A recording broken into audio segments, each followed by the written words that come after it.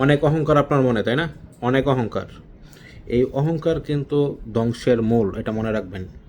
আপনার মনে এখন অনেক অহংকার, আপনার অনেক কিছু আছে, আপনার নাই বলতে কোনো কিছু নাই। টাকা আছে, বাড়ি আছে, গাড়ি আছে, সব কিছু আছে।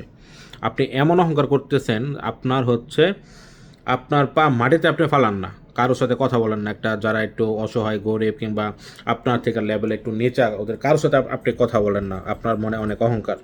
আরে ভাই, জীবনটাই 2 দিনের, এই অহংকার থাকবে না। আমি চ্যালেঞ্জ দিয়ে বলতে পারি, যারা এরকম অহংকার করছে ওরা হচ্ছে এক টাইমে মানে ওদের অবস্থা এরকম হয়েছে, ওরা নাই হয়ে গেছে, নাই। আমার চোখে দেখা শত শত লোক, কি বলবো। এই কারণে ভাই, আপনাদের হাতে ধরি পায়ে ধরি, অহংকারটা করবেন না।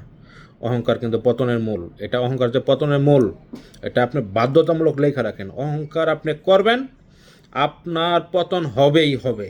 আজকে না হোক, 2 বছর পরে না হোক, 5 বছর পরে না হোক, 10 বছর পরে না হোক, 20 বছর পরে হলেও আপনার পতন নিশ্চিত, এটা আপনি মনে রাখবেন। অহংকারটা ছাড়েন না। আরে ভাই, জীবনটাই তো 2 দিনের, তাই না? এই অল্প সময়ের মধ্যে কিসের এত অহংকার? হ্যাঁ, আপনি আপনার যে ইয়াটা আছে, আপনার মনে করেন যে কাউকে কাউকে ভালো লাগে না, আপনি তার সাথে কথা বলবেন না। কাউকে কারোর সাথে ঘুরতে মন চায় না, আপনি তার সাথে ঘুরবেন না। অহংকার করবেন কেন? মানুষকে ছোট করে কোনো সময় দেখবেন না, ঠিক আছে? কারণ তারাও মানুষ, আপনিও মানুষ। আল্লাহ আপনাকে এত কিছু দিছে, আল্লাহ এজন্য আপনাকে অহংকার করতে বলে নাই, ঠিক আছে? আল্লাহ দিছে, আল্লাহ নিতেও কিন্তু সময় লাগবে না, এটা মনে রাখবেন। আপনাদের দয়া করে বলতেছি, আপনারা কোনো সময় অহংকার করবেন না।